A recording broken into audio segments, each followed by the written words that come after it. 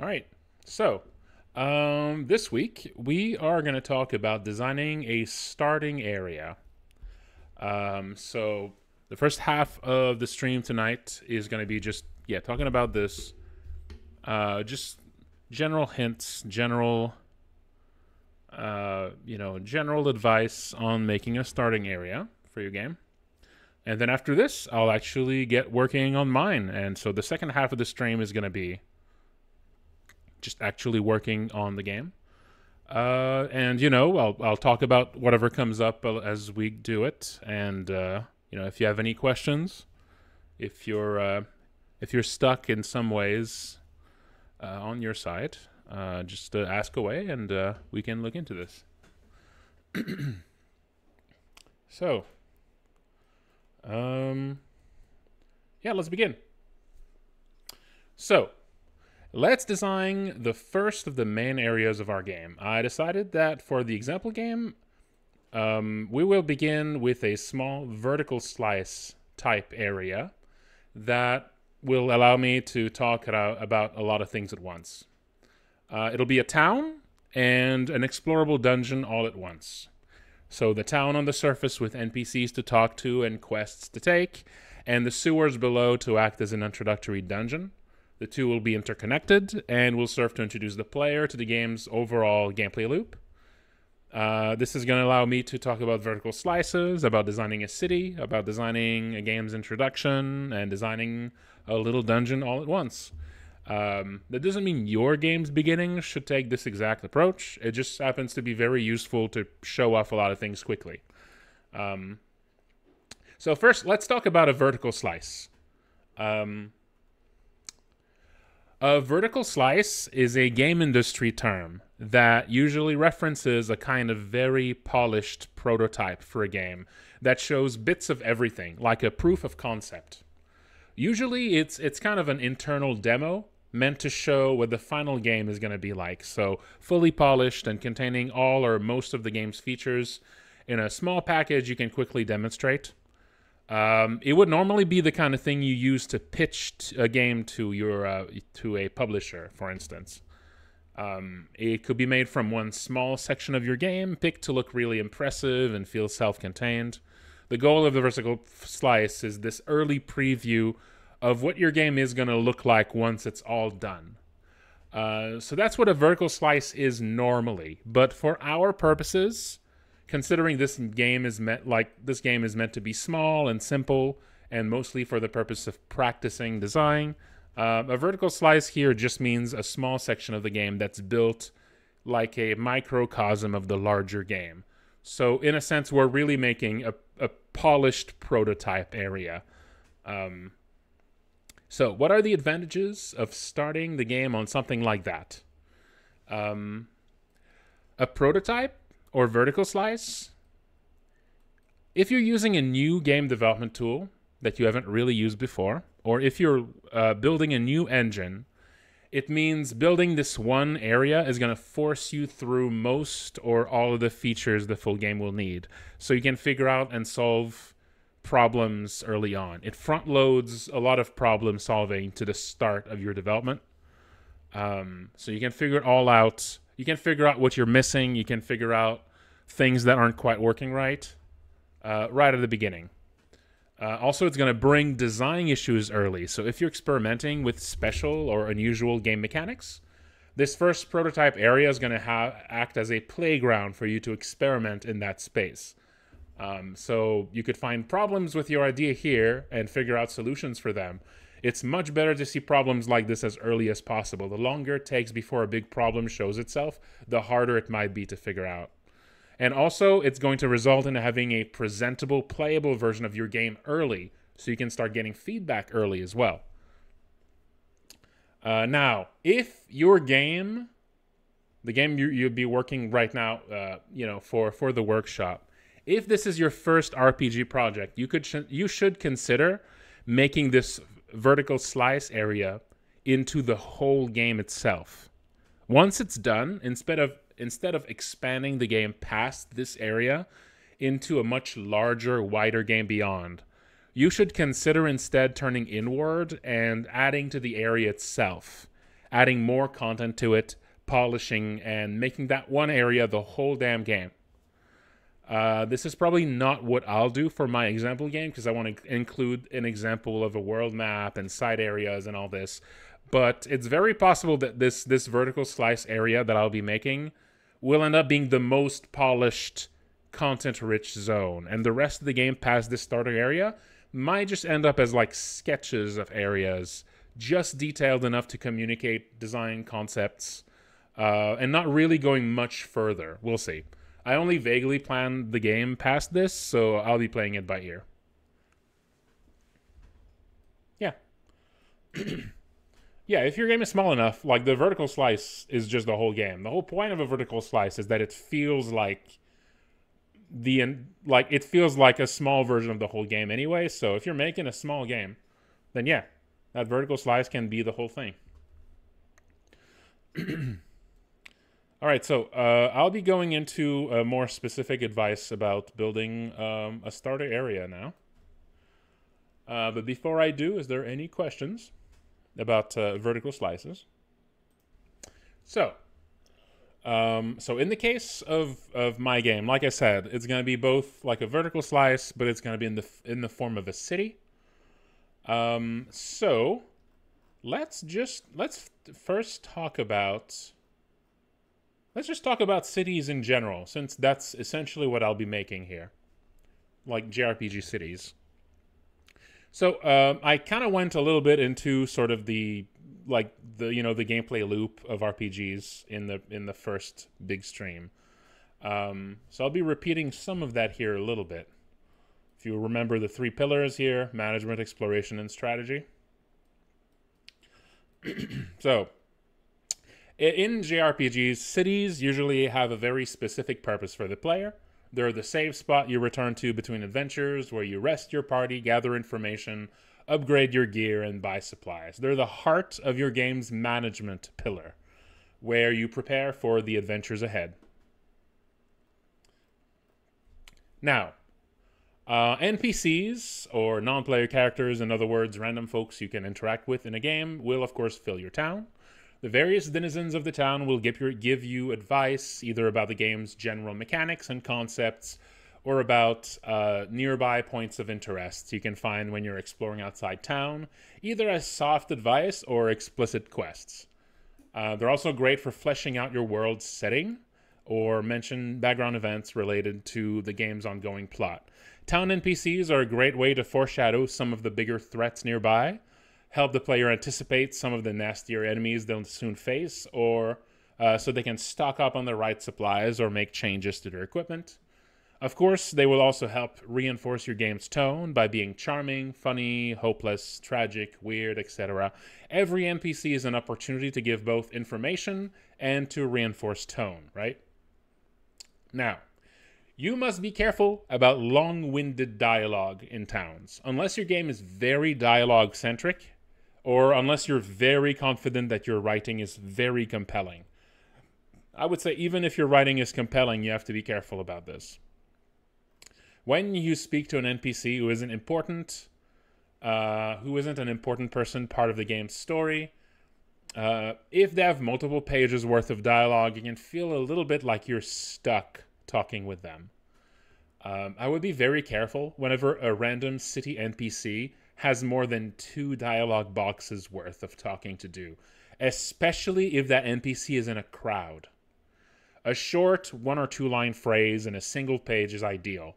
There's a bit more leeway if an NPC is a little isolated in town, or like in one room in a house somewhere. If an NPC in a crowd has a lot to say and there's no way out of this, at least make them stand out from the crowd, or trim down the dialogue of everyone else as much as you can. So basically, how much players are willing to sit through long-winded dialogue depends a lot on the context. An NPC found hiding deep in a dungeon could have a lot to say. Their dialogue feels like a reprieve from the area's tension, or a reward for finding a secret spot, instead of just being one of a whole list of characters to speak to. One way to make long-witted NPCs work is to break their dialogue down, so you need to speak to them repeatedly to get the whole story, or also to use a dialogue tree, cutting up the story into details that you have to ask about. That way, if the player is interested and wants all the detail, they can ask to get the good stuff. If the player is losing interest, they can easily move on, no harm done. Just give them a way out, essentially. Explorable cities. So your town may be a fairly utilitarian location, only meant to fill the roles that I outlined earlier, but of course, it can do a little bit more than that, especially if your game has some exploration emphasis. You might want to place some unusual encounters in town, reward the player's curiosity if they snoop around a bit. Maybe the town has some sinister secret to uncover. Maybe the entire town has a seedy underbelly. One of their houses could be haunted, or terrible monsters could live in the sewers below, like they will for the example game I'll be making. Someone in the pub could trick you and lead you to an ambush, or a strange merchant could sell you a cursed item. One of the advantages of a city design-wise is the natural way they're structured with several buildings you can visit. It means that you can treat each building as its own little encounter or situation. Every building you enter could have any sorts of unusual situation inside. Cities enable you to have a lot of things going on in a very small, densely packed area. This is also why they can make for great dungeon settings, actually. The occasional abandoned, cursed, or haunted city ruin, or even a cutthroat city of thieves where the shops and inns still work alongside random encounters and bandits out in the streets. It can be a lot of fun to give an otherwise normal town a dangerous dungeon below it, too.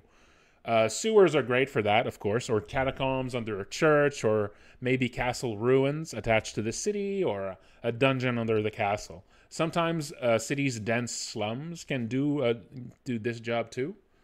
Or the city docks at night, or some other section of town under the control of a criminal organization. There's something a bit exciting about finding a dangerous place that was right under your nose the whole time as you rested or shopped a few steps away. Being so close to the city, the safety of a town's inn and shops, makes for a good spot to put surprisingly nasty encounters that you would otherwise be wary of including deep in a typical dungeon. This is one encounter the party is likely to face while in top shape, having recently healed and saved, so you can make it really brutal.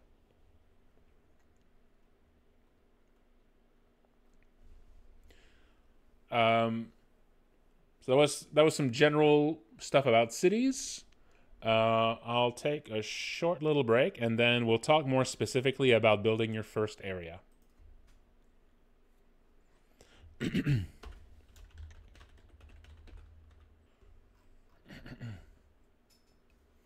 All right. So let's talk about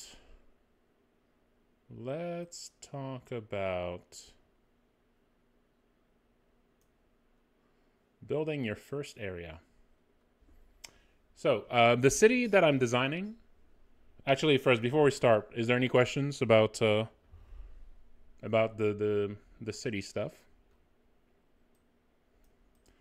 We're going a little bit more into that once we actually get building one.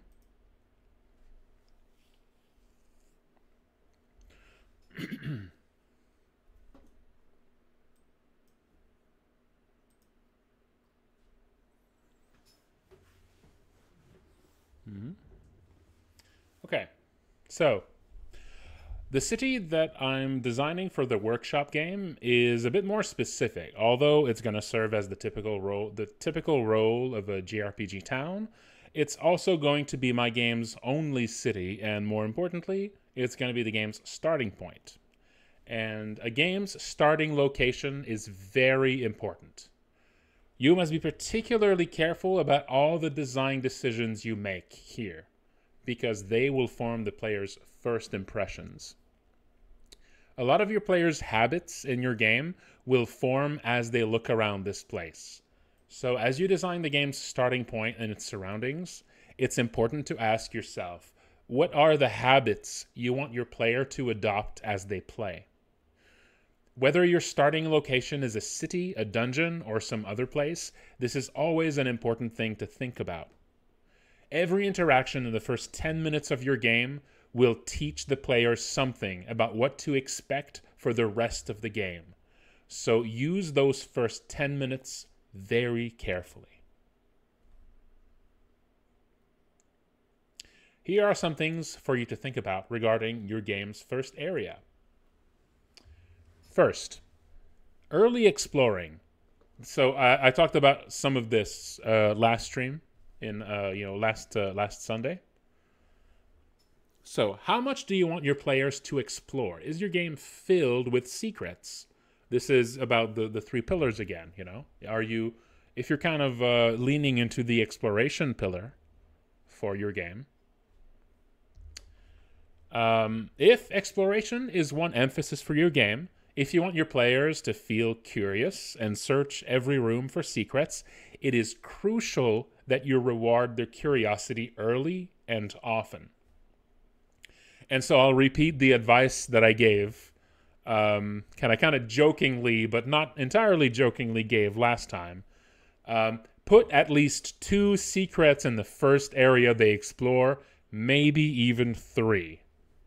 Make one of them a little bit obvious so that they're very likely to find it, but make it just hidden enough that they can tell it was a secret they could have missed.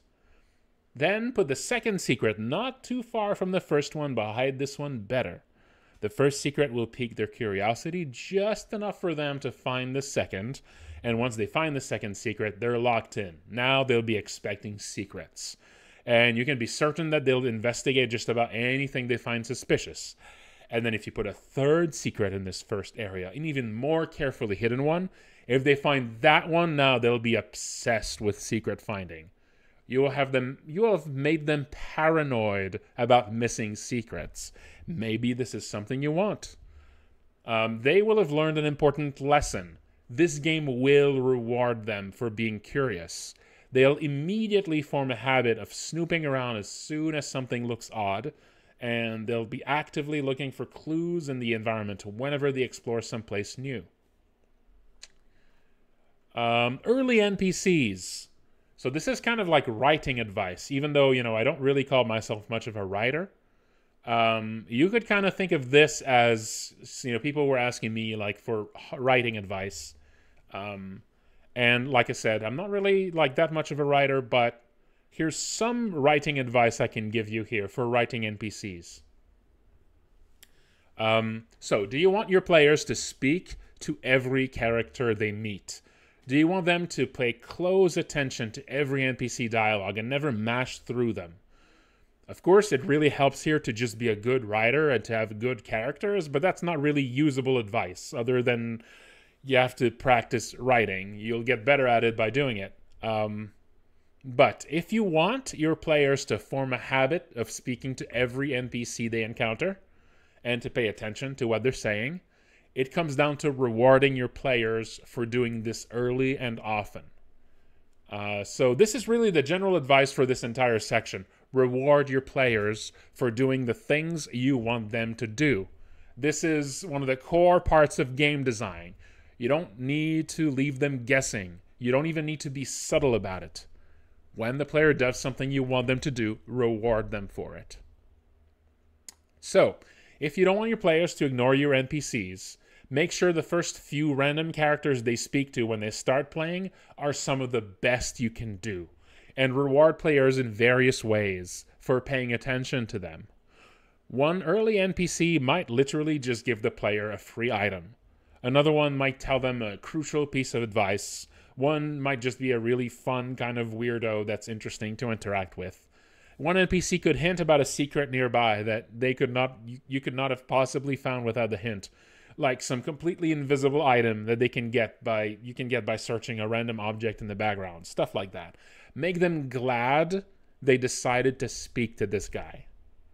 You don't want them to regret speaking to any of the first 10 characters they meet. The earlier warning about being careful of long dialogues is especially important here at the game's beginning.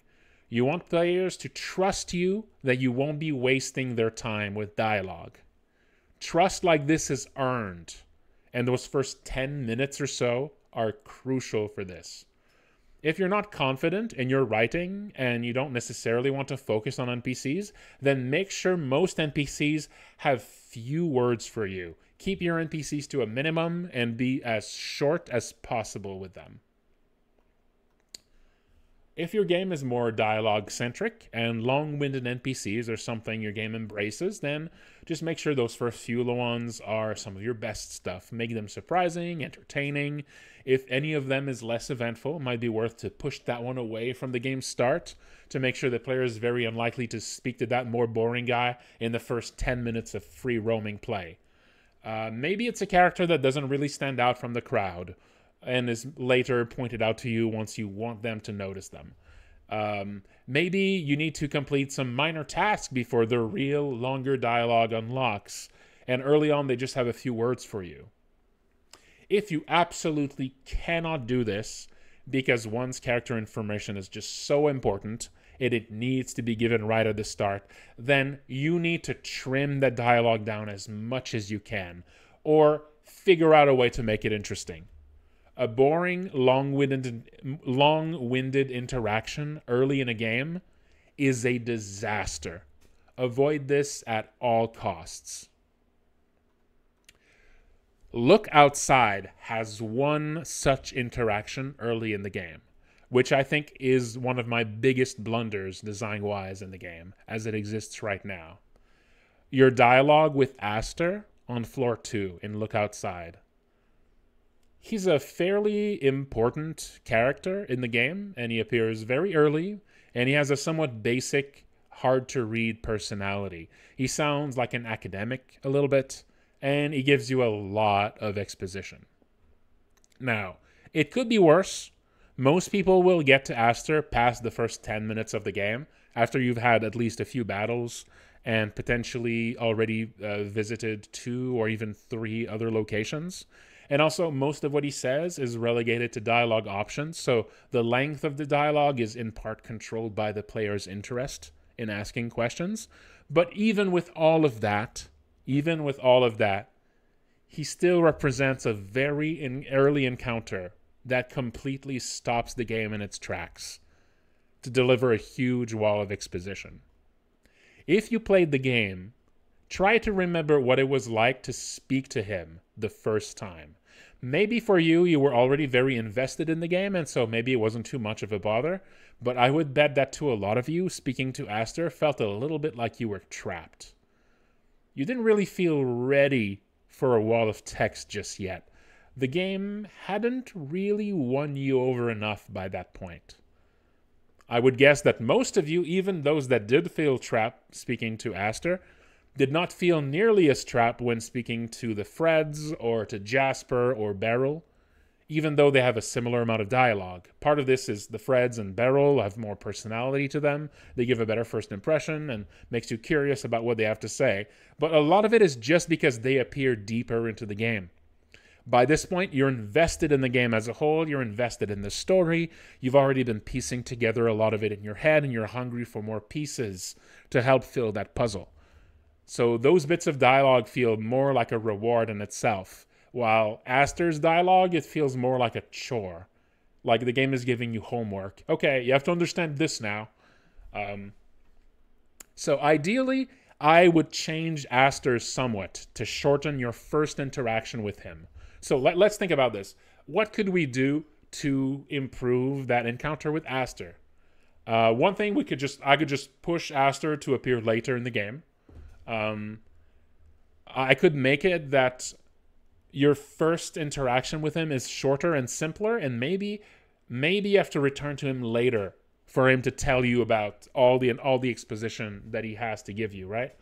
Maybe he could have a sort of very small quest, and he only tells you about the visitor and all that after you've solved that little quest for him. The specifics here are not important, but yes, this would really improve the early game, because he feels like this wall that you hit when you first speak to him. But yeah, you know, a little quest to gain so that you gain his trust before he's willing to discuss things in more detail, that kind of thing. That could be the one way to sort of fix that encounter. So yeah, the important thing here, always remember, a player doesn't start. It's time to stretch. I need to remove this. God damn it.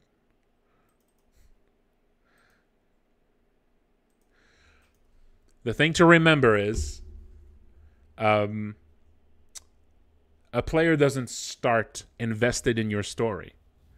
Every small interaction with your cast and your plot invites the player to invest themselves more, little by little. You're slowly building trust. You're slowly piquing curiosity. And eventually, you can get them to a point where they will eagerly devour any new piece of dialogue. A point where getting a huge dialogue tree where you can ask a dozen questions to an important character, making that feel like a rewarding moment instead of feeling like you hit a wall. It takes work to get there. It takes a lot of time and a lot of work.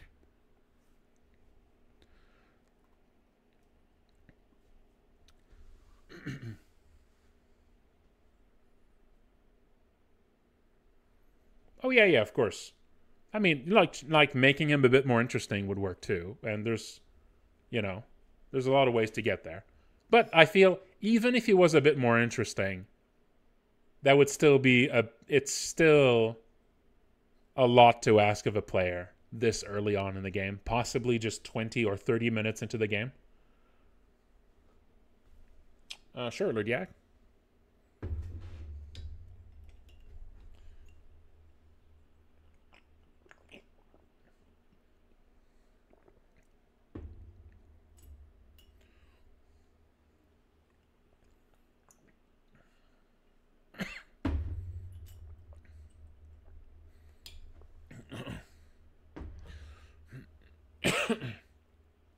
And yeah, was that what I was saying earlier with getting a huge dialogue tree where you can ask a dozen questions? That's another good example, right? I mentioned this before.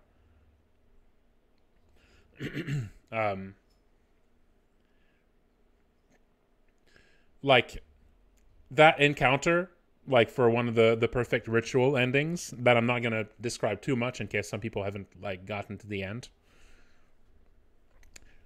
People who actually reach that part of the game, who saw the endings of the game, right? If you remember that cutscene where you can ask a bunch of questions,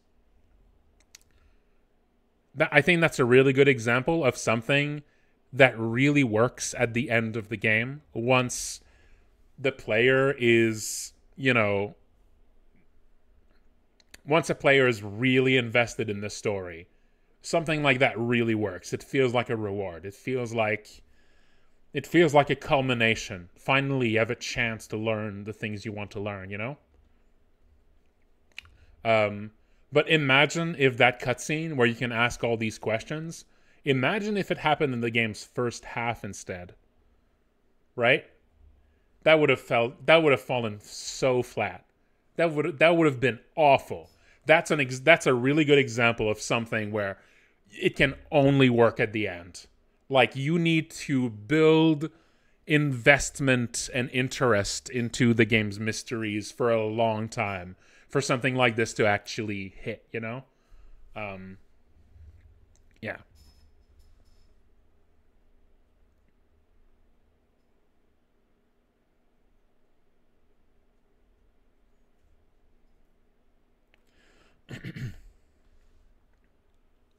War never changes. Yeah.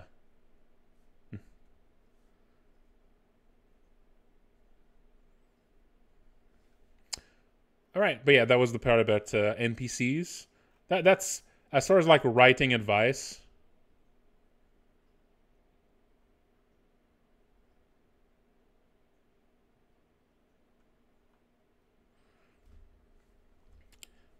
As far as like writing advice, what they gave there is pretty much all I can give. That's pretty much all the writing advice I got.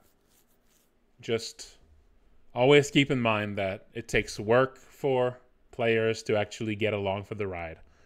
You have to stay very simple and short and to the point early on. And you sort of slowly build goodwill with your player over the course of the game.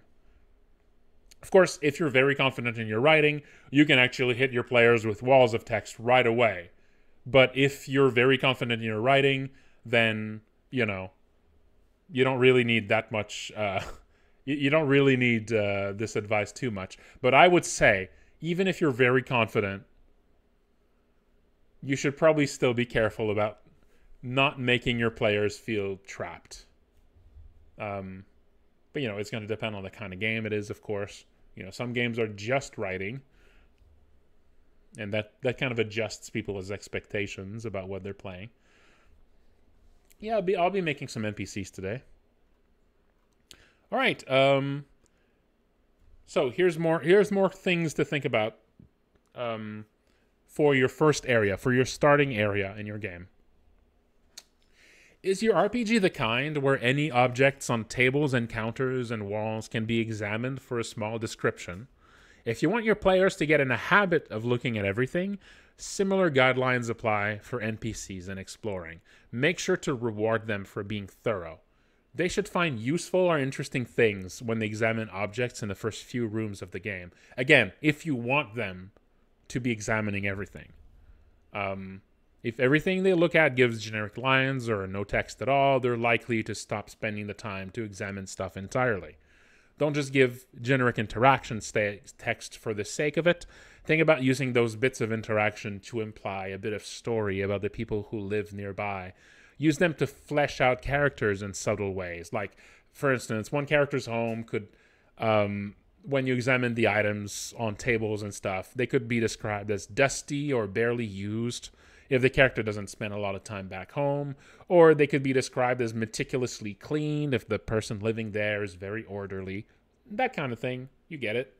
Just use the set dressing, the description of the set dressing to sort of complement characterization of characters you meet. It's good to be consistent with this. Players will quickly learn which objects they should bother examining and which they should leave alone. Don't hide important information on examinable items after several hours of teaching your players to leave them alone. Or at least pay special attention to draw players' attention if you end up breaking this rule. Make the important thing spot have like a shiny animation or a sparkle on it or something.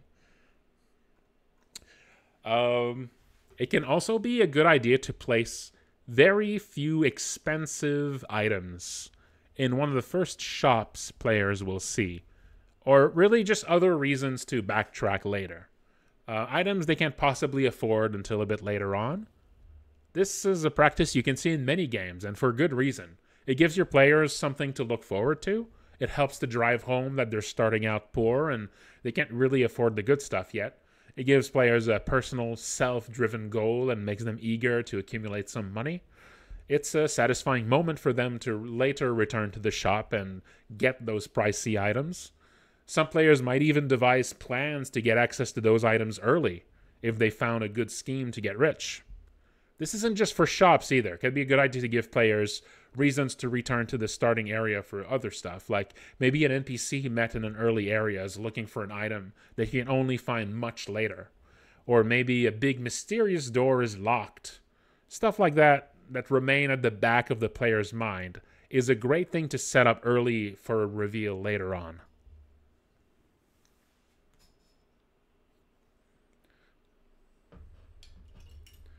Well,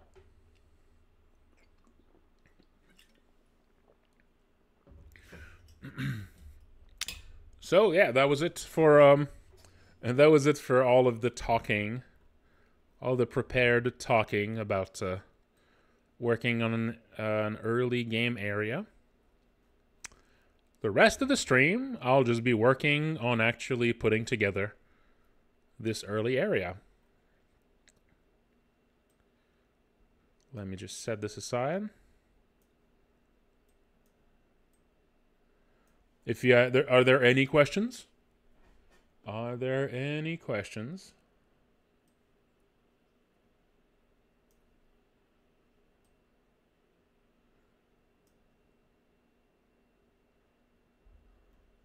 All right, so before I get going, before I actually start placing things down, let's make a quick little map for my for the workshop towns idea here. Let's figure out what I want to do exactly. So I'm going to expand this a little bit. So I was talking earlier about maybe a town that's in like 3 zones.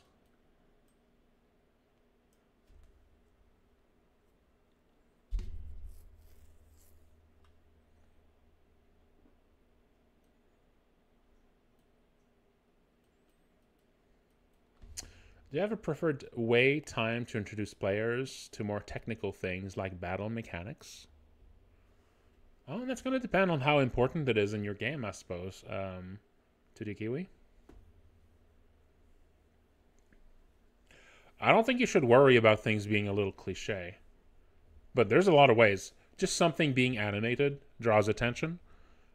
Just sometimes just something being framed by like if a place is kind of like cluttered, and then the item you want them to check is sort of like has a little bit more space. There's more of a margin around the item that's going to draw attention to it. Yeah, you can use a bright color, yes, like already says there, like contrasting color from the rest of the area. You can use lighting. That's the classic thing. It's not quite as evident in like a 2D game, but lighting can really help with this too. You can literally have a character, like an NPC, like point to it. Yeah, lots of ways. But honestly, sometimes a sparkle is going to do it. If you just want people to get it, sometimes a sparkle is just the right way to go.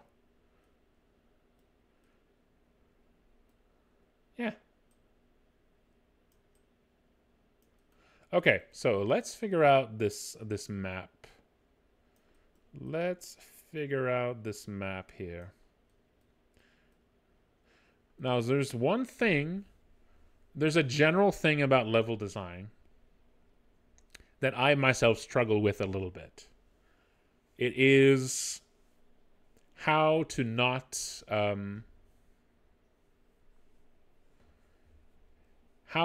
overwhelm the player with options is something I always struggle with a little bit.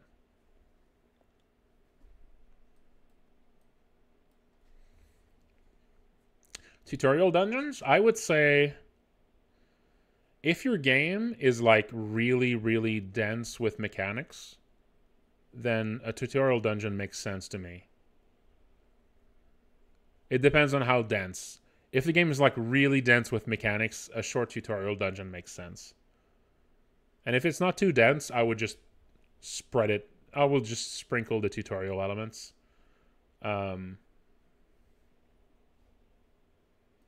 Yeah.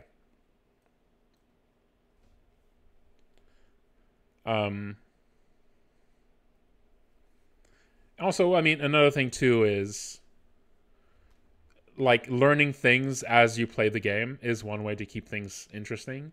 So leaving some stuff out of the tutorial dungeon so that you learn them later is actually a good idea, even if you still have a tutorial dungeon.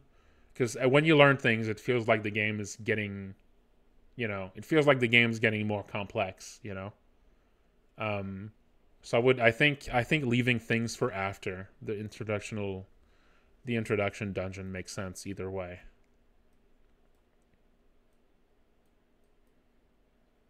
Yeah, I think an opening dungeon's fun. I think an opening dungeon is pretty fun. But for this, I'm not actually going to have an opening dungeon. For this, well, I don't know. Maybe you could start in a literal dungeon. What if you're being freed from your jail? What if you start this and you were being held in like a holdout, like you were drunk or something the previous night or something like that?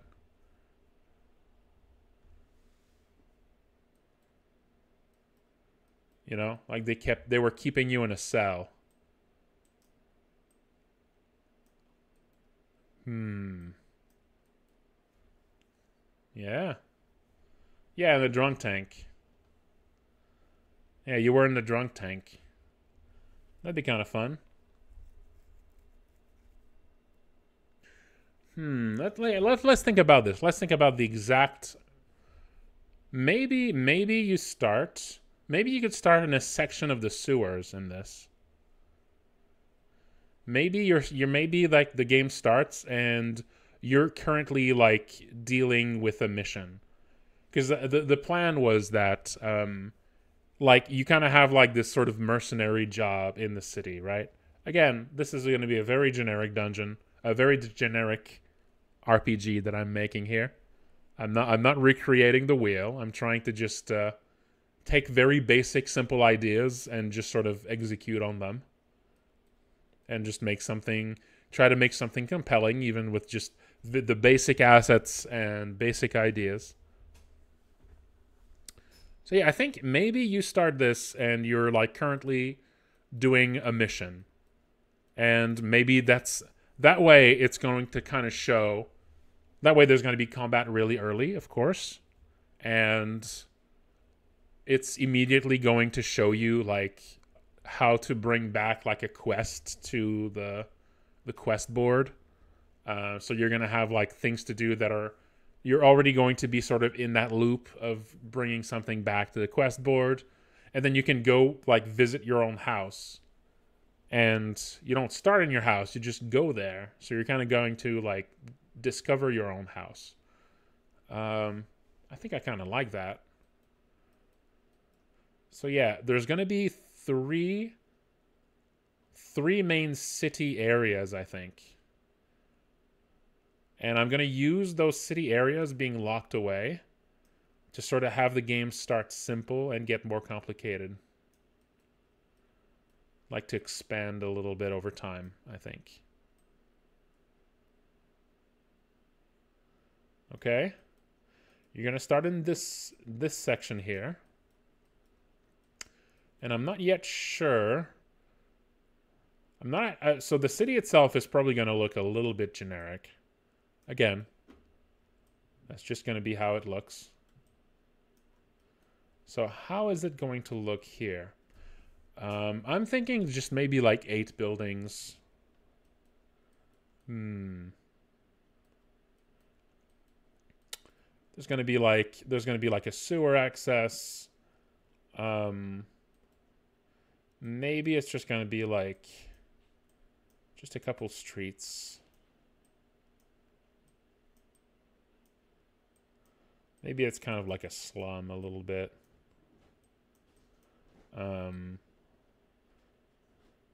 Now, the way that the buildings work with the default graphics, you mostly can only have doors facing down with these. You can't easily have like doors on the sides of buildings in this, which is a little awkward. But I can work with that. Yeah, just a couple streets like this.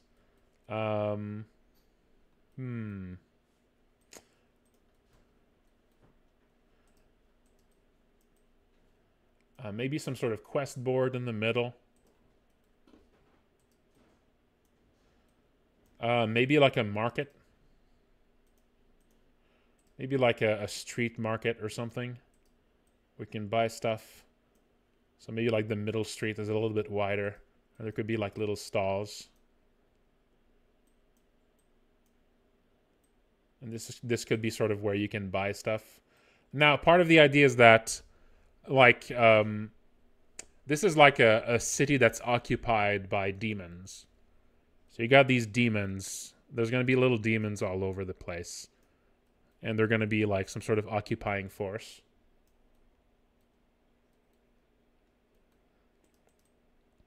And maybe maybe most demons, if you speak to them, they just attack you. And it could be like a really nasty fight. That could be a fun way to sort of... Yeah, that could be kind of a fun way to make this, like, even though it's a city with there's no like random encounters or anything, it could still feel very hostile. by having just a bunch of characters attack you if you speak to them.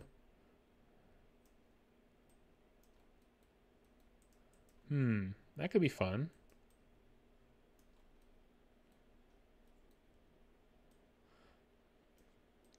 And over here, there could be like a door that leads to the other city section. And I would say the other city section is going to be blocked away by like a pair of demons. Maybe you have to like fight your way through to get there early. Maybe there's a few different ways to get past them. Yeah, that could be fun. If there's like a few different ways to bypass this blockade here. I like that. I like when there's like multiple ways. And then there's like the northern section here. And maybe this is also going to have like its own path to the next section of the city. And this one could also have its own thing. Maybe this is just going to end up having two sections of the city, but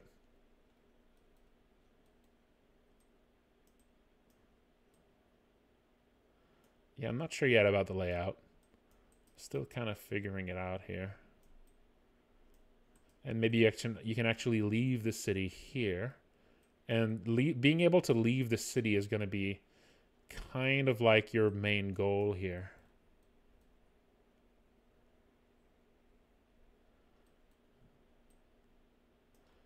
And yeah, there could be some patrolling demons. They're kind of like the police force.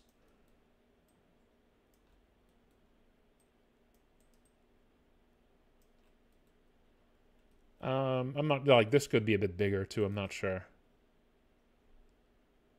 Now, okay, one thing here is we don't want things to feel too overwhelming. So I would say there could be a bunch of buildings, but maybe you can only enter a few specific ones.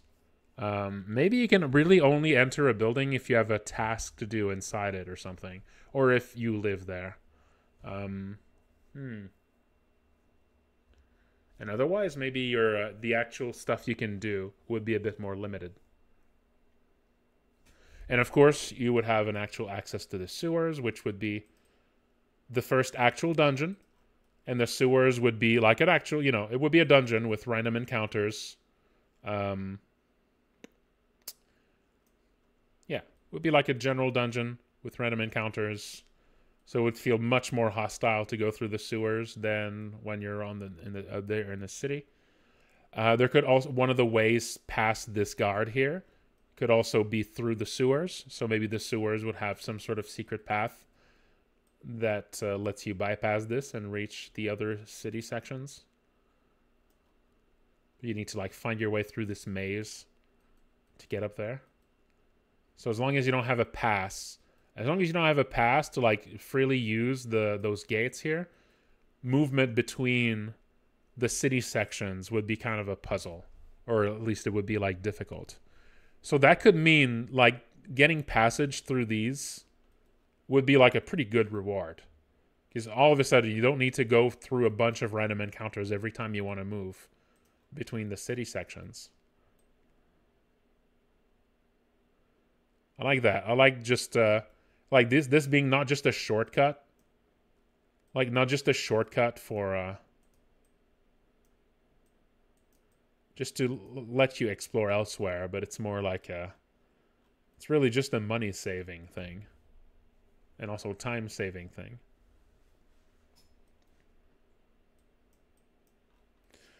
The dungeon itself could also have a few like barriers and things that you can unlock from behind. Yeah, I mean that's usually what I go for too as well for Roy, but for something where I'm trying to be simple, I'm trying to stick to simple things. I'm considering just having random encounters, a mix of random encounters and on-field encounters, just a little bit of both.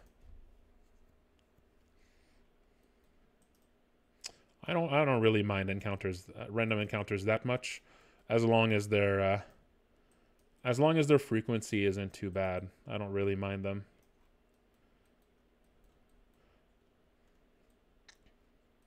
Okay, so yeah. So a bunch of buildings. A bunch of buildings here. Now, okay, I've been kind of making a vague map here. But let's think a little bit more about the actual layout of this here. Well, if I'm going to be putting together a layout for this, might as well actually do it in the map itself.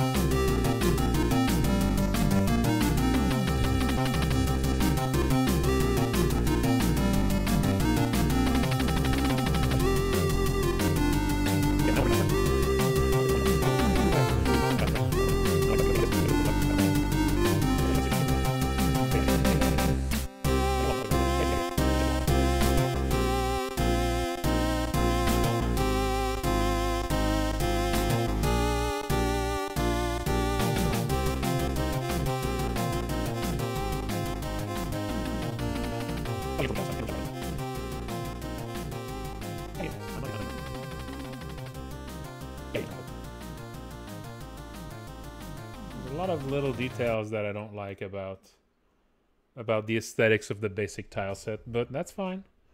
We can work with them.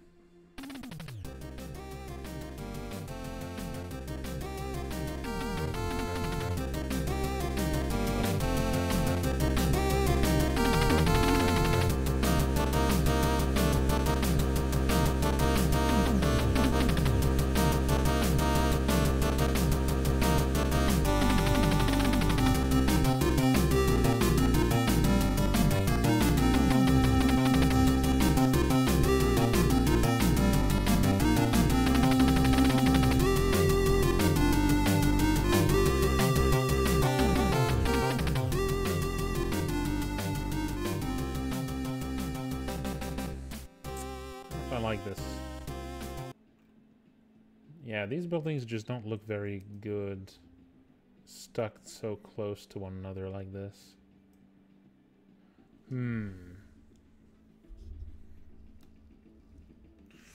Yeah, because I was thinking about this being a walled city to explain why you can't just leave it anytime. But there could just be, instead, it could just be sort of surrounded by a forest. That could be another way to make it that you can't just leave out any side of the city and you're stuck in there. Or just like, or like a cliff.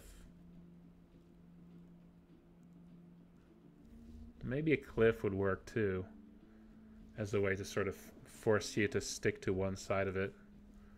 It could be a bit more of a village. I feel like a village would look just a bit better with these tiles. Yeah, it just doesn't look so good as a like dense city blocks. The auto tiles just don't really gel that well together, don't do they?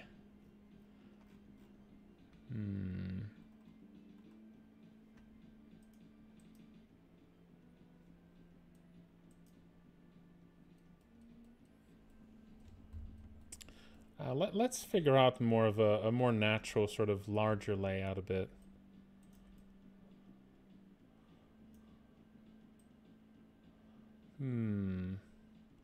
Maybe still kind of a city, but just a little bit in between.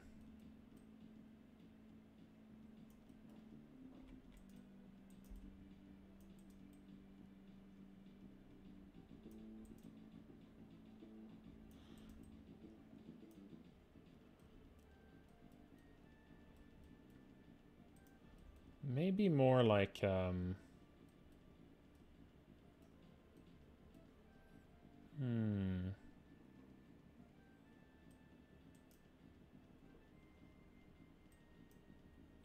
Are there palisades? Let's see. You can kind of make palisades with this. Oh, there's palisades. Yes, I could make like a palisade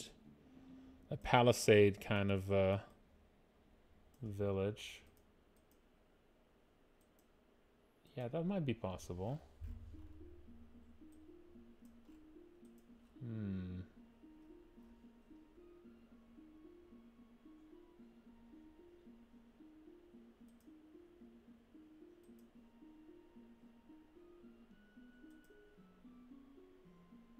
There could also be like a river. There could also, yeah, there could be some water instead that's blocking. Yeah. There could be like one side could be kind of blocked by a river. And one side could be blocked by a forest.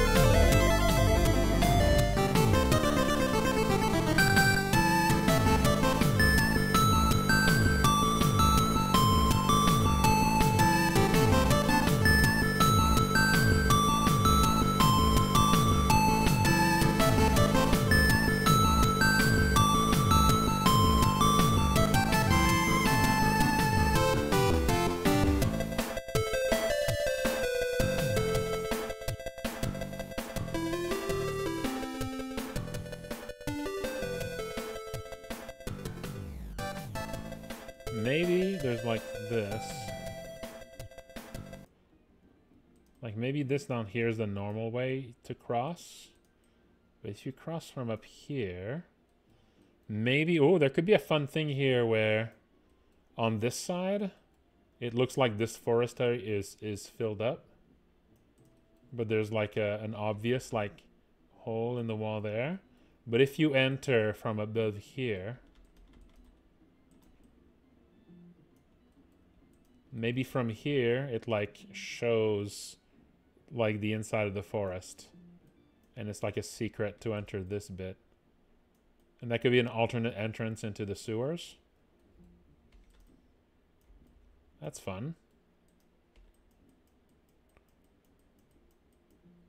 That feels doable to me.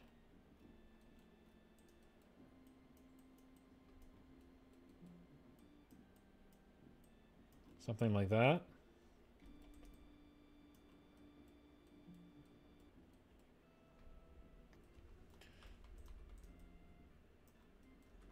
Okay, things you could do. Over here, there could be... This could be a dock. And this could also lead to its own little room. There could be some, like, boats up here.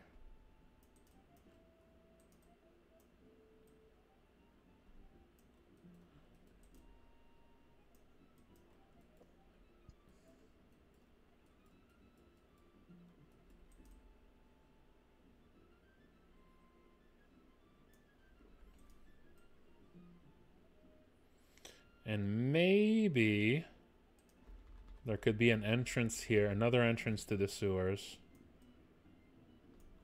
And maybe one of the things you can do here is to get a boat from like a shack here, like a fishing shack. And then from there, you could actually maybe enter the sewers from the waterways, and that can get you like access to some things in the sewers you can't access otherwise. That could be fun.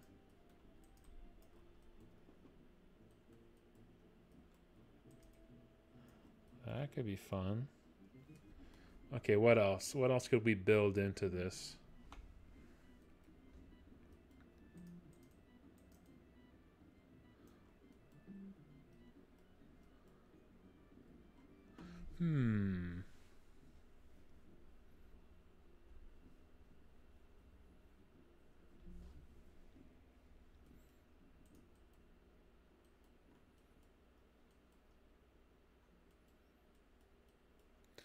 There could be a merchant. Yeah, there could be some merchants here. This could be where you buy most of your stuff. Maybe like a fountain. A fountain here. And maybe that fountain would actually... Maybe that fountain would actually be an exit. A sewer exit.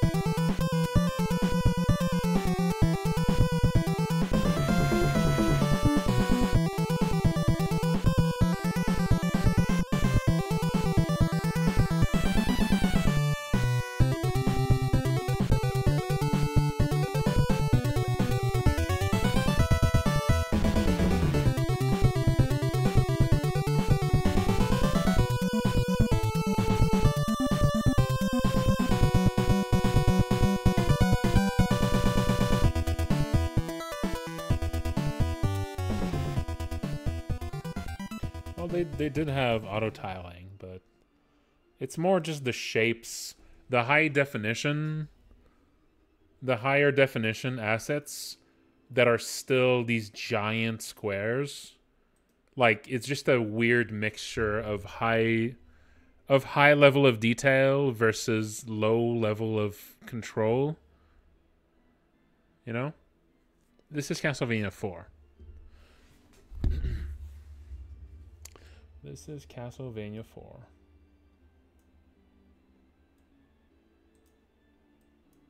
Yeah, the mixture of high detail, but like everything being blocky is very awkward, I think. I feel like that's the biggest issue.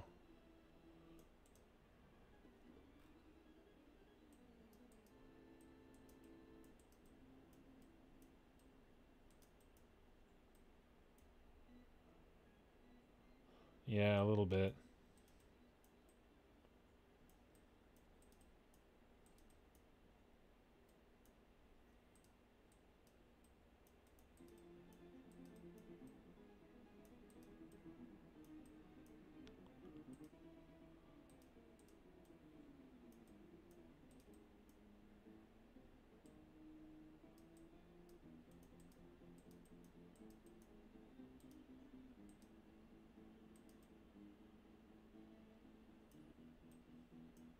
Well, I mean, if all else fails, I can just replace them with my own assets if I really can't deal. But for now, I still want to try using these.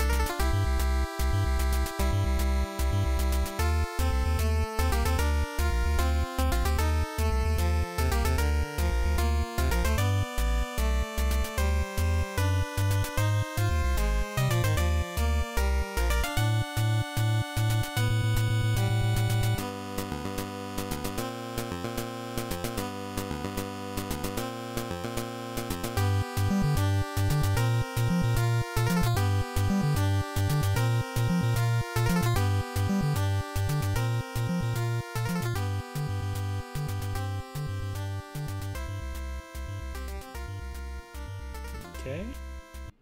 Next area. Alright, this is shaping up. This is shaping up. Now, let's do the next part.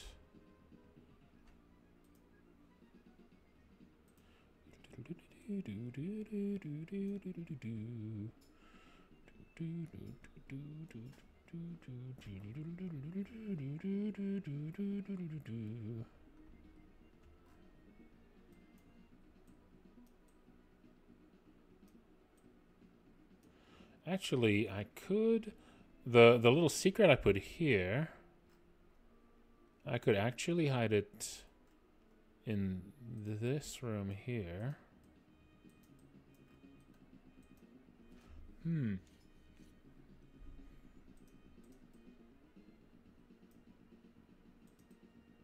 Yeah, that's a little more subtle. I think putting it here might actually be a bit more subtle.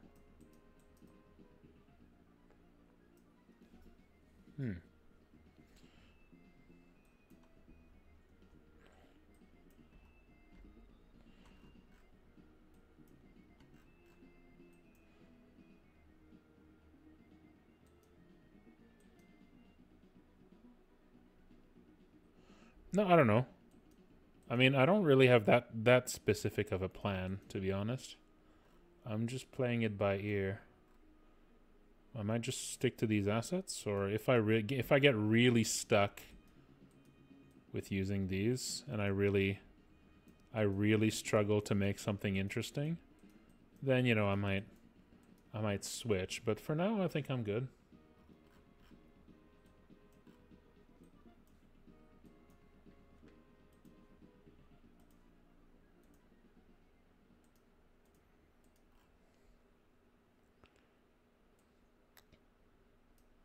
Yeah, I really would prefer if I can just make it work with these.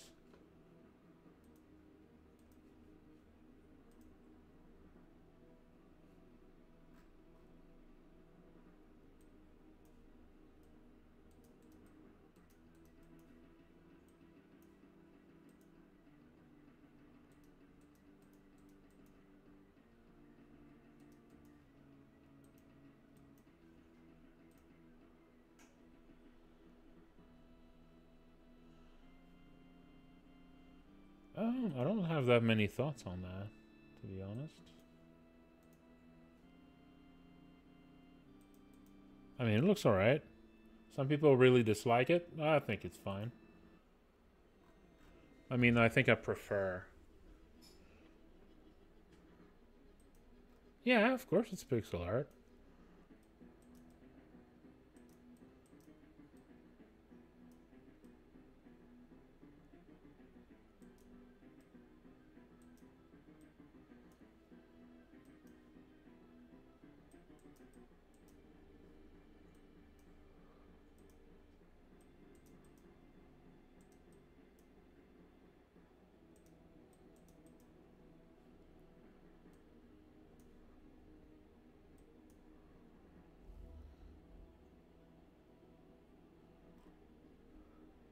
Oh, you can change the layers.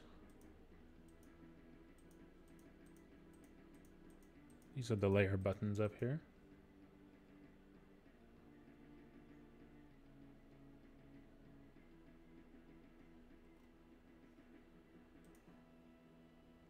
Yeah, you can make whatever assets you want.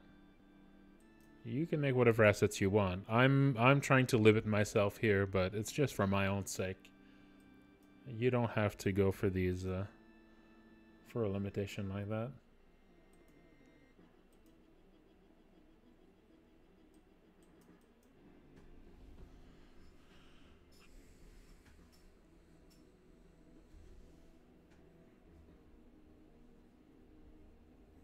I actually made a special script just to help with that specific thing, BTW. I made a special script just to automate that.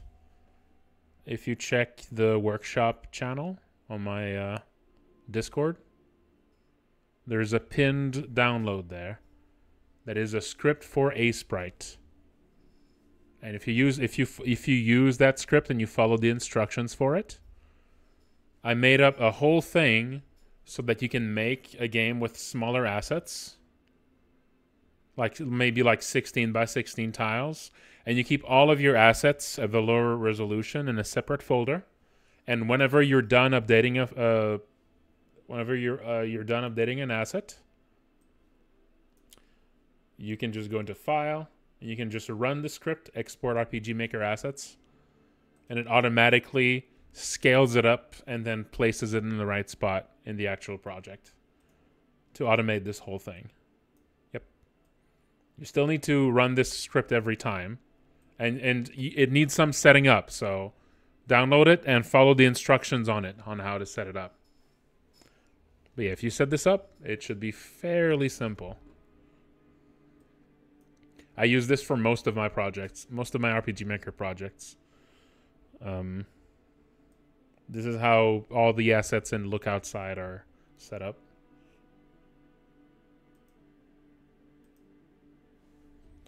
Okay.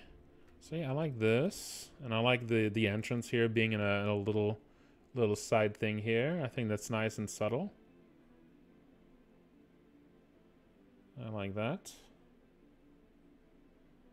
Now let's make the next section here.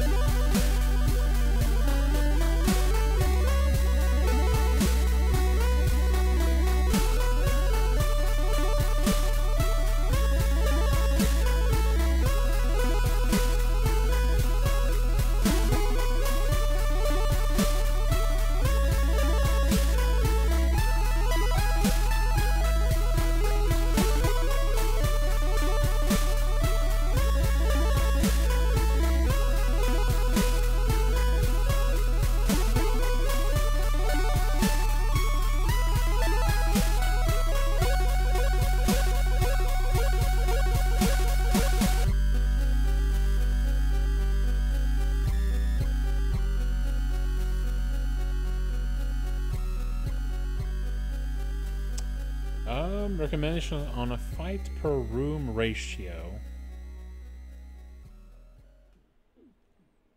Depends on how big the room is.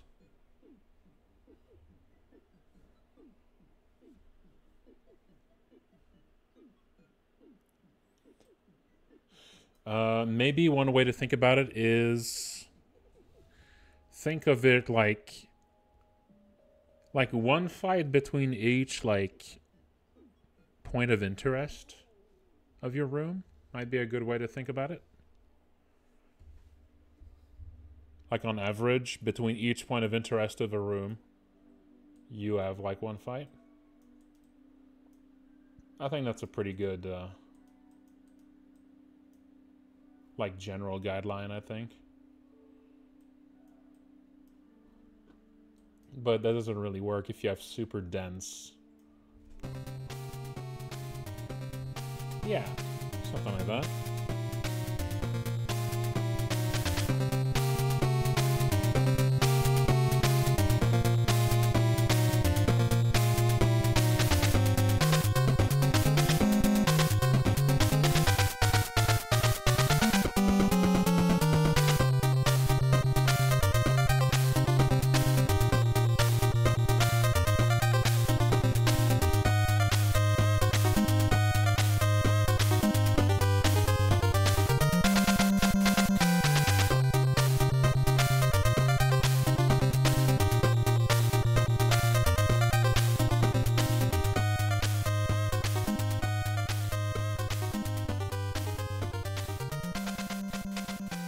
Well, I'll give you a little bit of a thing right away for balancing out enemy groups. Especially early on when you want to. So I don't know if I think I might have talked about this a little bit before. So early on when you're still figuring out the balance of your characters and stuff.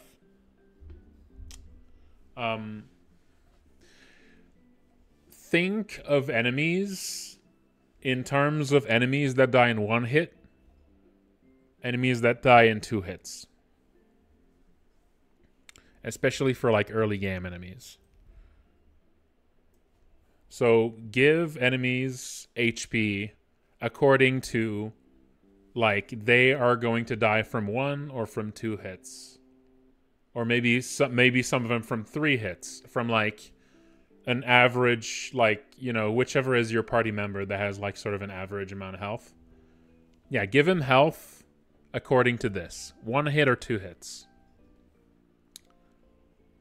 And especially say you have 2 party members. One of them should probably have higher damage than the other.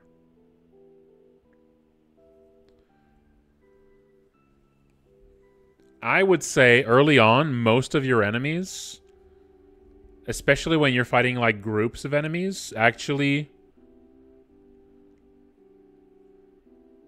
Yes, so yeah, that's good. You want one of the 2 characters to do noticeably more damage than the other. And at the start of the game, I would say most of the strategy should be in just matching the enemy to the character. So like have an enemy that dies, like think of like 3 types of enemies you encounter and group them together. Okay? One enemy that would die even if attacked by the weaker of the 2 characters in 1 hit. One enemy that would die by 1 hit of only the stronger character. And one enemy that can only die in 1 turn if both characters focus attacks on it.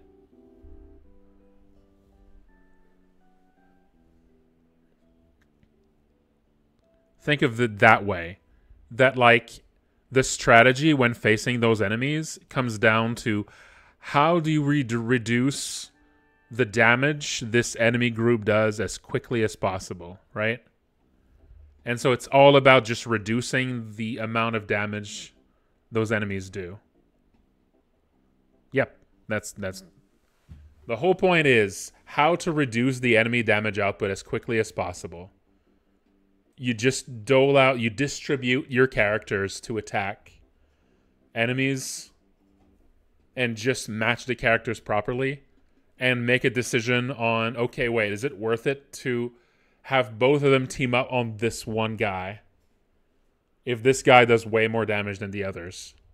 And he also, so think about enemies in this way of like, again, I'm giving kind of a preview to like the combat design part that is going to be like maybe 2 weeks from now, or maybe it could be next week. But yeah, this is a combat design preview here. But yes, think about enemies in those terms, and also in damage amount priorities. So, okay, this enemy does way more damage than the others, so killing this one is highest priority. And this guy maybe takes a lot of hits, so focusing on killing this guy early might be kind of a waste of time. Think of it in these terms. Think of it in terms of you're setting up, okay, like attacking this guy first would be a mistake. Ideally, the best way to finish this battle with as little damage as possible is to take on this guy first and then this guy second. Think of it this way. When the game is at its simplest, that's what it comes down to. And then what's really good too is if the difference in like amount of health that enemies have are such that if like partway through the dungeon you get a damage increase on one of your characters, suddenly the math might be different. You know? Like, say you upgrade the damage on the weaker of the two characters, right?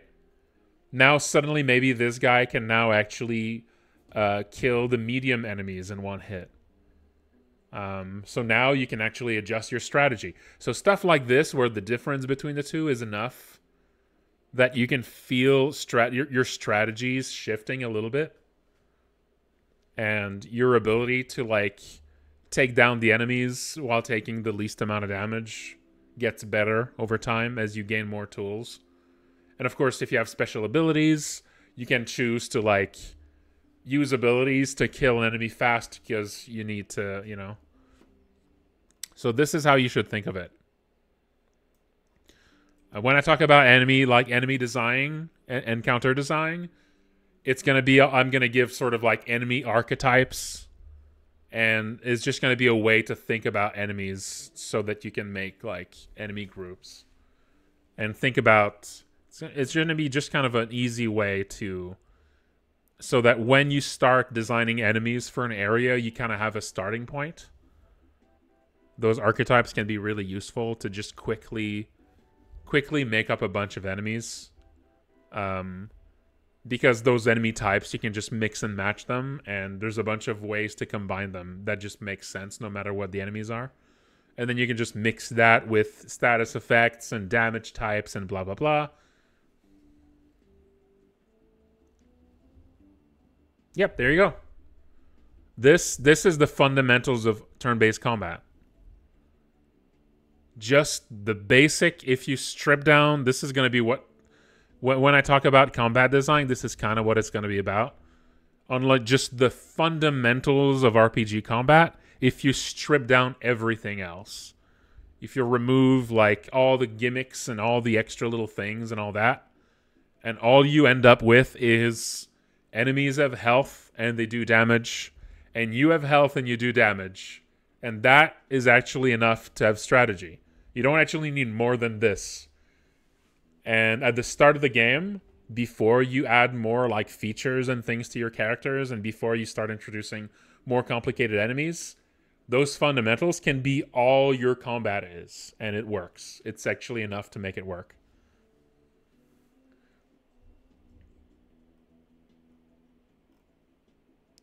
I mean, that can still work if that character has other ways to do damage. That's still part of it. Like, that still works. As long as you kind of have your idea in mind of what that character's role is in battle. And whenever a new set of enemies presents itself, that gives you a little bit of a, like, you have to think a bit about like, okay, wait, how does this fit? You know, what should I do with this guy? What should I do with that guy now? And like every time you encounter a new set of enemies, you kind of have a little bit of math going on in your head. That's like, okay, wait, okay, no, this guy's gonna die first. This guy can live. This guy does something really nasty on turn 3, so I can kind of wait. Like, think of it in these terms, almost like a puzzle in that way, right? Build your enemies so that, okay, this guy does something really nasty on turn 2. This guy takes a lot of effort to kill, but on the first turn he doesn't do anything. Like, think of those as being the puzzle pieces you build your enemy encounters with. And this is where having reused enemies is useful. Because, of course, if you're reusing enemies, then knowledge from previous battles remain useful. Because you can sort of, you know... Because you encounter an enemy again, but you remember how that enemy acts based on previous battles. So, you know, the enemies kind of become these puzzle pieces for you to deal with. So yeah, this is the fundamentals. Yep. Reusing enemies is useful. It's not just laziness. There is a reason to reuse enemies. But yeah, like I said, I'm going to go more into more detail than this when we get to the actual combat design stuff. But yeah, that gives you a little idea of it. And yeah, especially at the start of your game, those basic fundamentals should be what you focus on, because after this, as you add more tools, those fundamentals kind of get set aside a bit, because you end up with like such powerful tools that the differences between enemies start to rely on the gimmicks more than the fundamentals. Like the gimmicks you introduce sort of dominate generally in the latter half of the game. But like the start of the game is where the fundamentals have time to shine a bit, you know?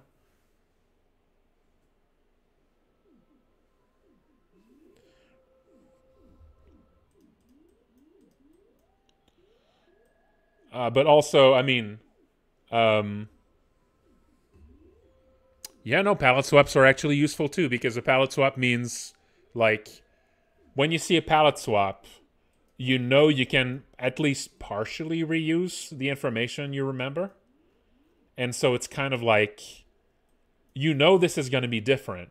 You know to not expect the exact same thing, but you can sort of tweak your expectations to what you remember the other enemy was like, right? And you can even make like an educated guess as to exactly what that enemy is going to be like. Say there's an enemy type, and that enemy type previously, you know, always poisons you when it attacks you, and it was like a green little creature, and then you find one that's going to be like blue instead, and that's kind of like an ice theme.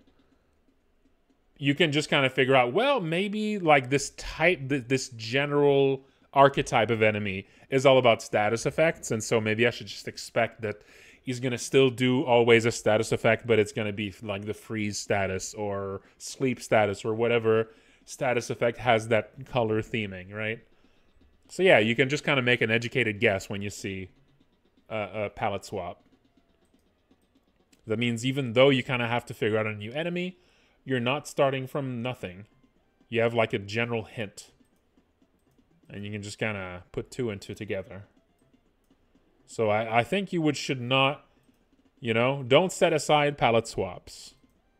They're not just, I mean, in part, yes, they are lazy, but they also have some advantages to them.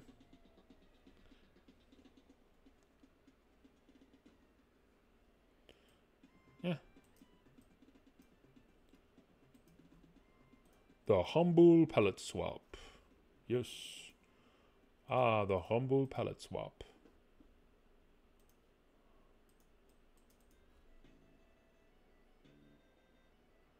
I like boss palette swaps. Usually they're for when you take a boss and then you turn them into an enemy later. Love those. Or also, like, if you want to turn a boss into like if you want to turn like a boss into kind of like a super boss variant, and you're kind of reusing older bosses for that. because then it can be kind of a remixed boss a little bit, and that can be fun. Like, oh, hey, what if this boss was way, way worse than the original, you know? What if, remember that strategy that you focused on for this boss? What if now that strategy doesn't fucking work? And now you have to figure out some new way to deal with it. And oh boy, it's like a horrible nightmare. Stuff like that can be fun.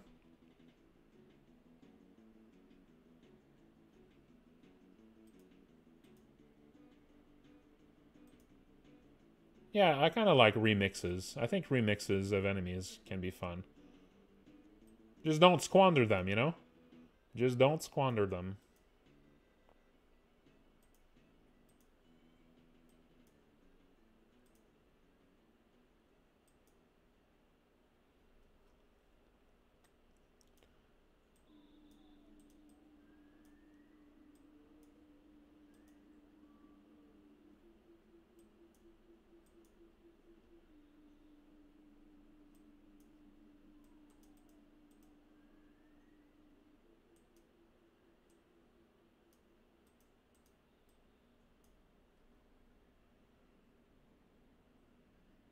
Yeah?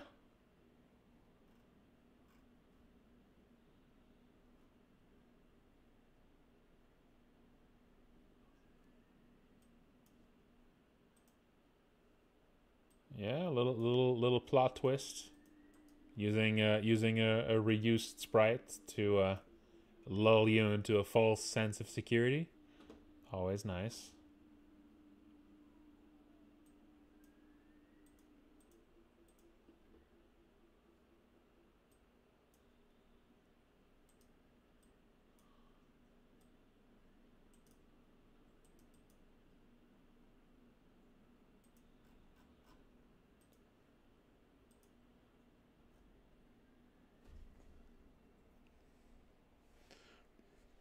I mean, that just depends on the style, on the visual style. These buildings here are definitely going to be bigger on the inside.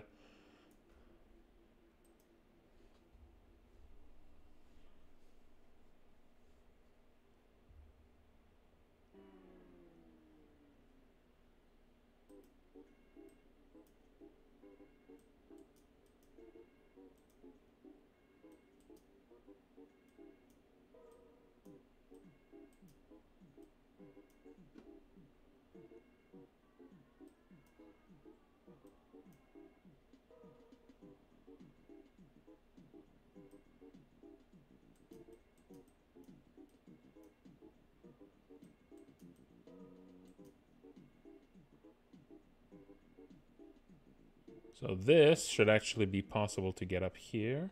And this is how you'll get to the secret.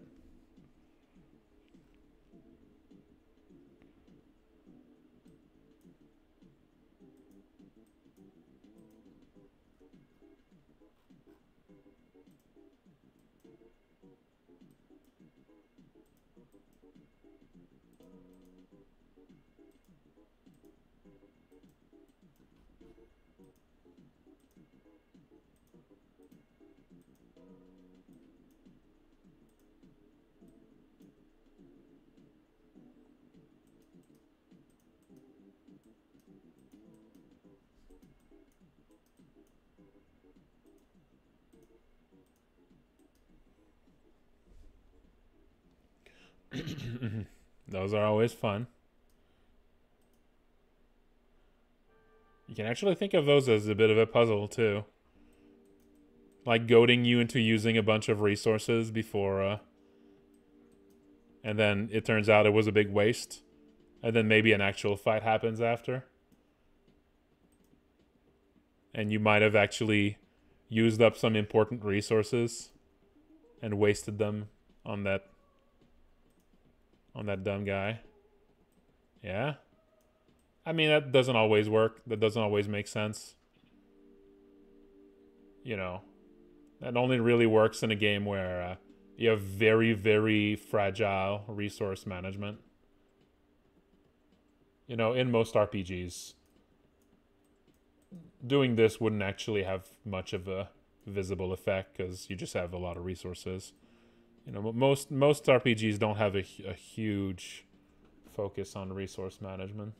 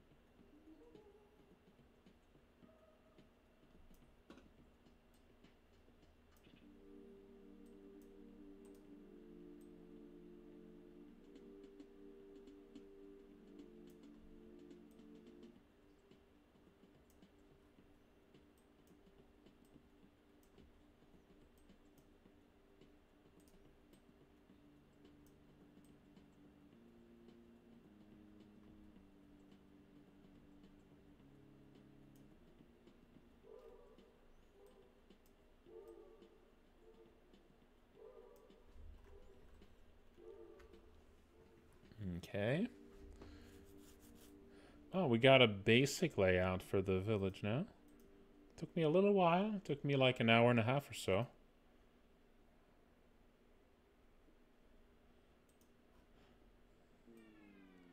Well, I like making maps.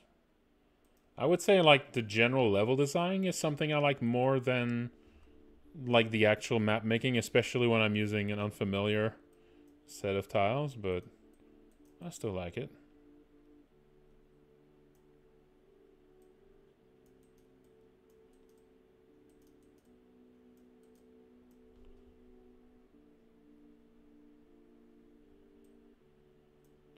Hey there, Mara.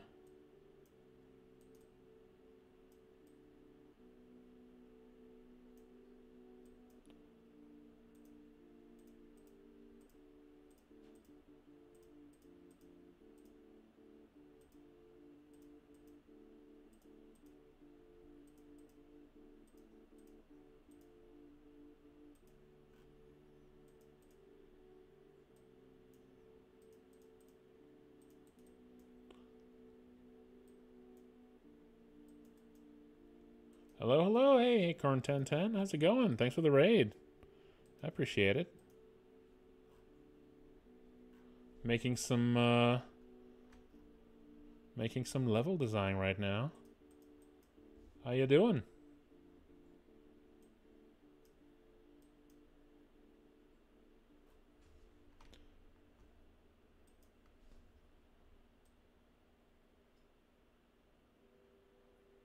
All right, let's do the docks.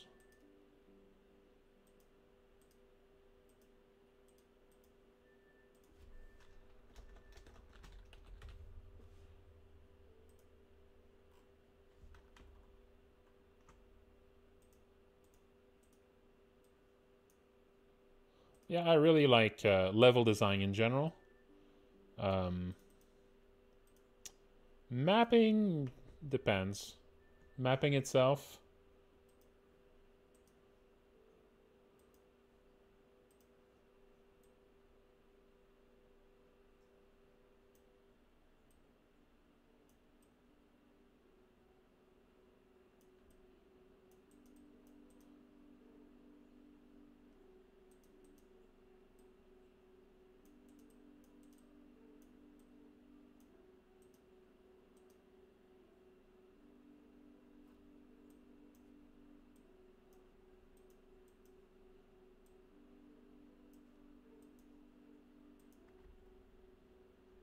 Hello.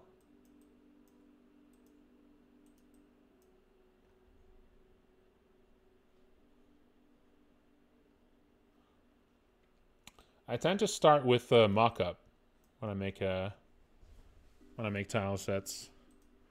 I tend to start with a mock-up.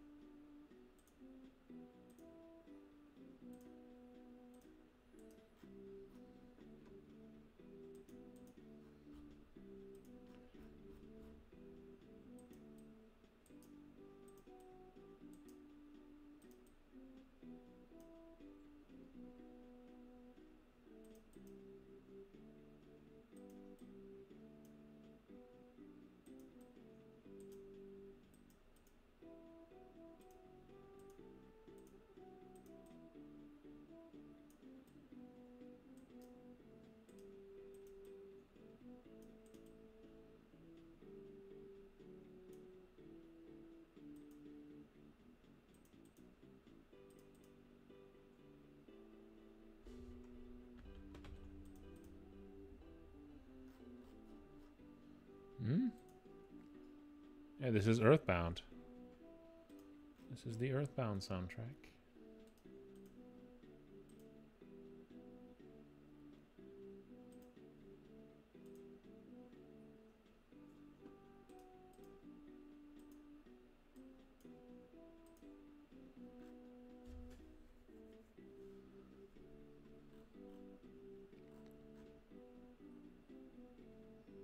Mm-hmm.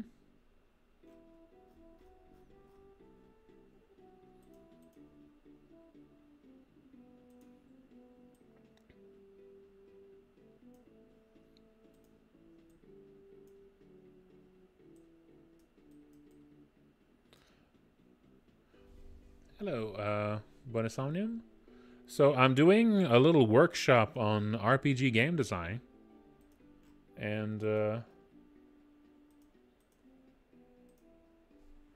I decided to, as part of that little workshop, that I would be making a basic little game using RPG Maker, MZ, and using the basic assets and everything. And normally I would make assets myself and all that, but just to show the simplicity of level and game design here, I thought it would be nice to just stick to basically all the built-in assets and build something.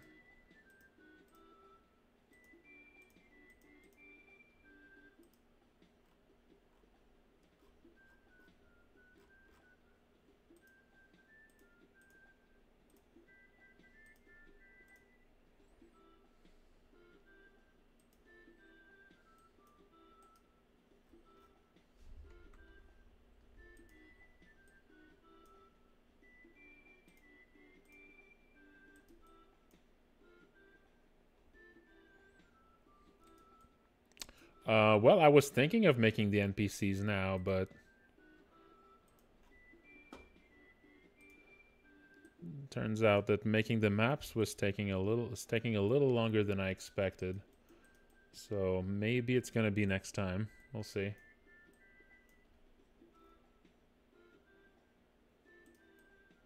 I kind of prefer with just two.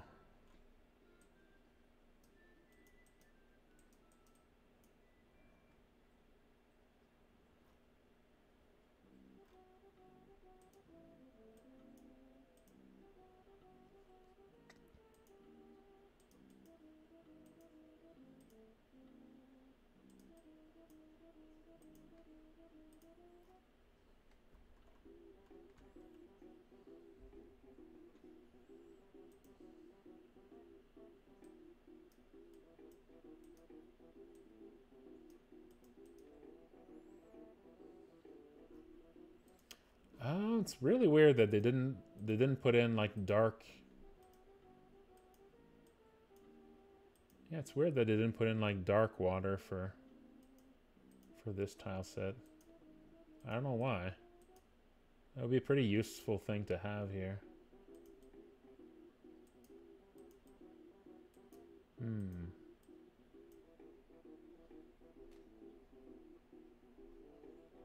Yeah. Yeah, it's pleasant.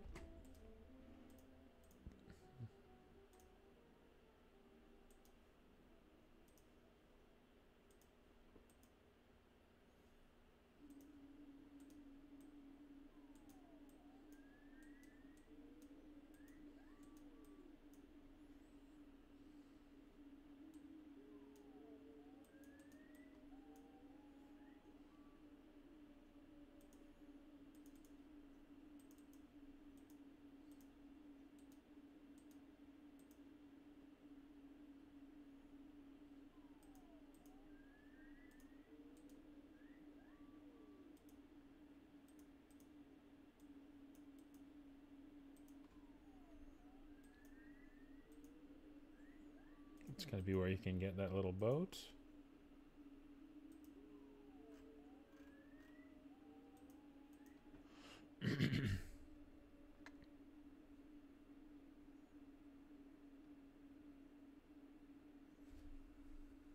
No, actually, there is actually gonna be a world map in this. There actually is gonna be a world map in this. I'm just not starting with it.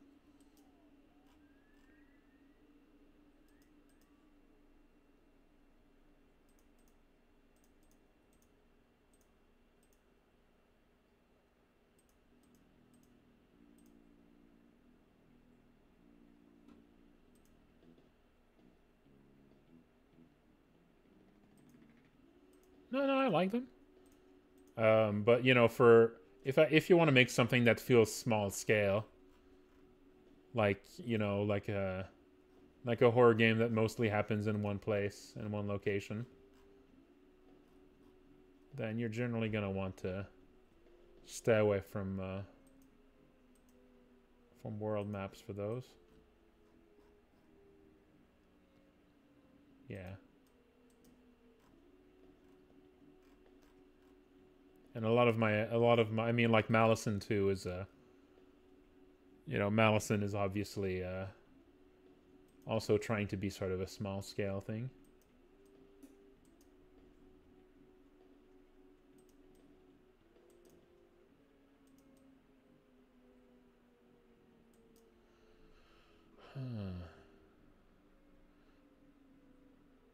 Man, I really wish I could have like dark water somewhere.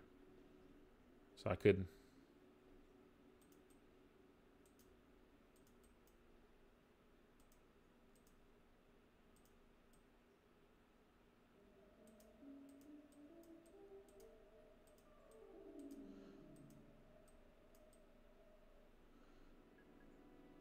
I might actually modify one tile. I might actually modify one tile.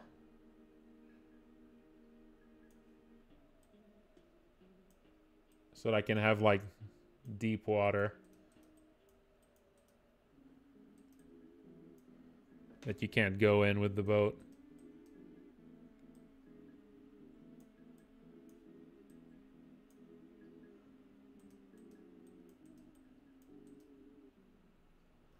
I might actually do that.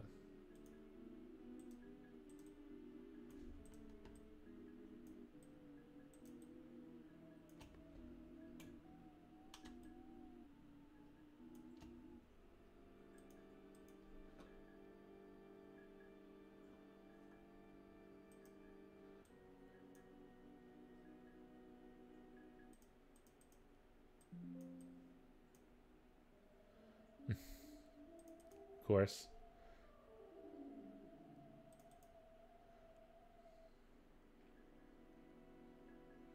That'll be outside A1.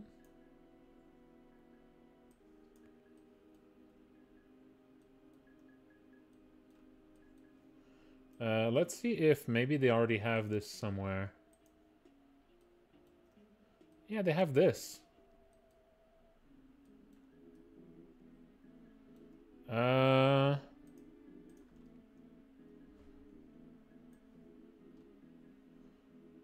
Yeah, Dungeon A1 has this. Why didn't they put this in here? Come on. Give me that.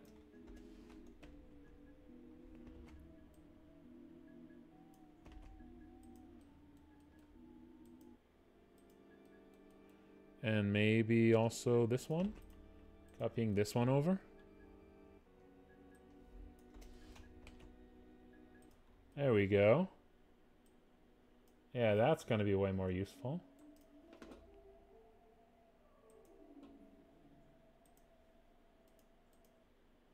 There we go.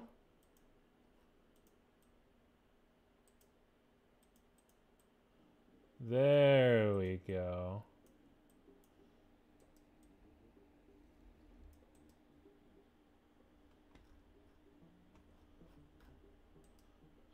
Why do they keep him square like this though?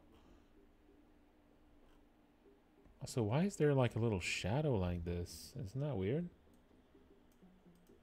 Why did they do it like that?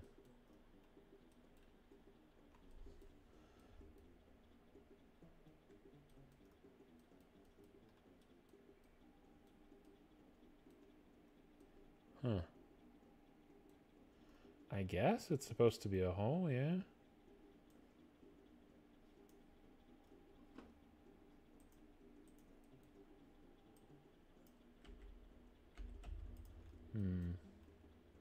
Well, whatever, it works. Whatever, it works.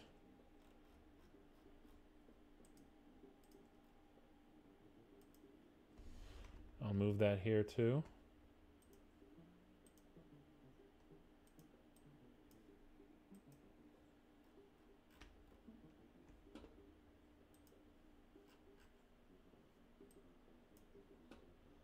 Yeah, this looks way better anyway.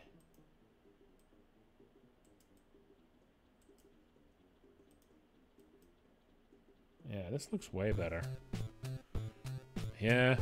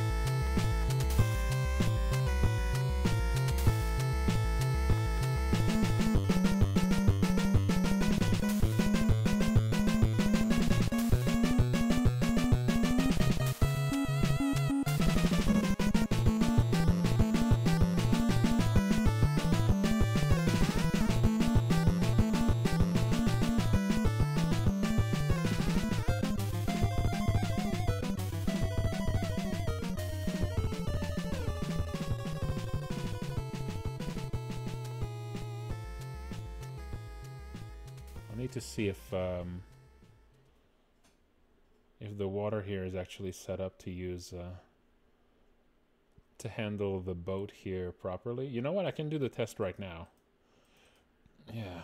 Let's do starting position for the player here. Music from the game is going to start playing here. And the volumes are very obnoxious in RPG Maker, so don't be startled when it starts.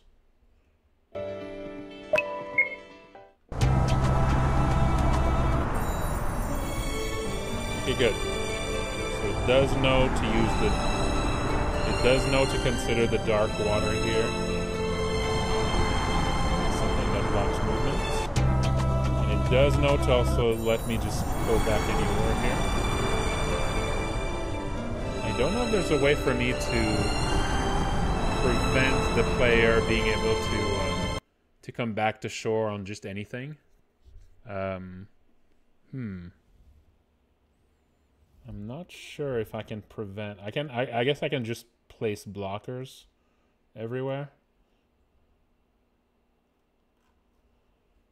Yeah, I can just place blockers.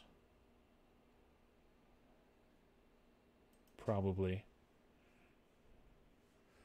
Yeah. Yeah, that's the idea. This is how you're going to be able to access some of the secrets.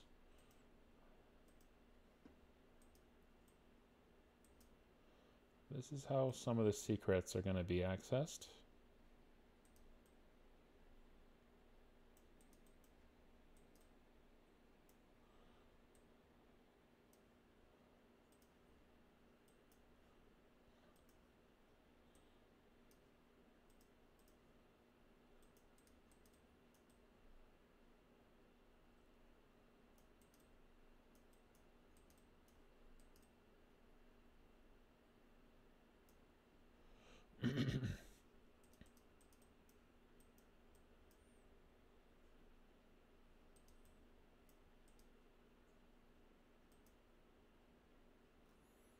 Okay.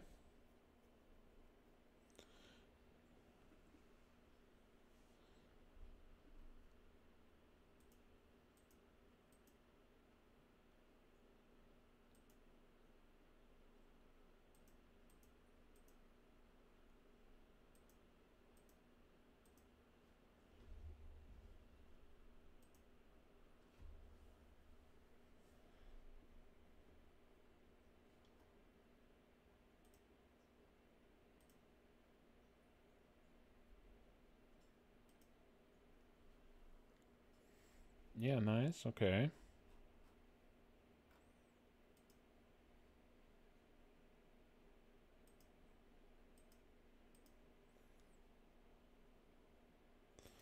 All right, well, Okay, that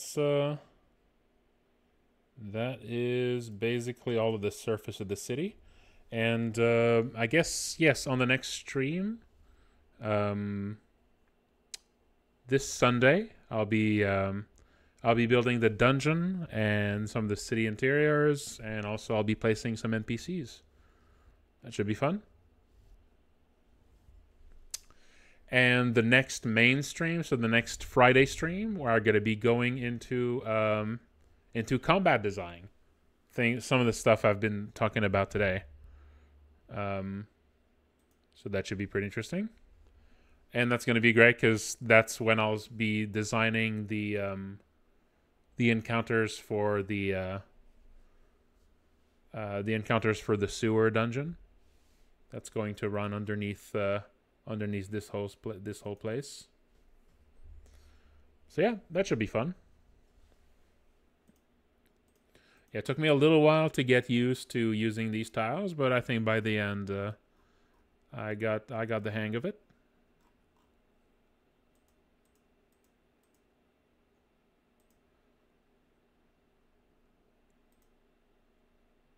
Yeah, nice. All right. But yeah, that's going to be it for tonight, folks. So, yeah, thank you all for watching. And take care.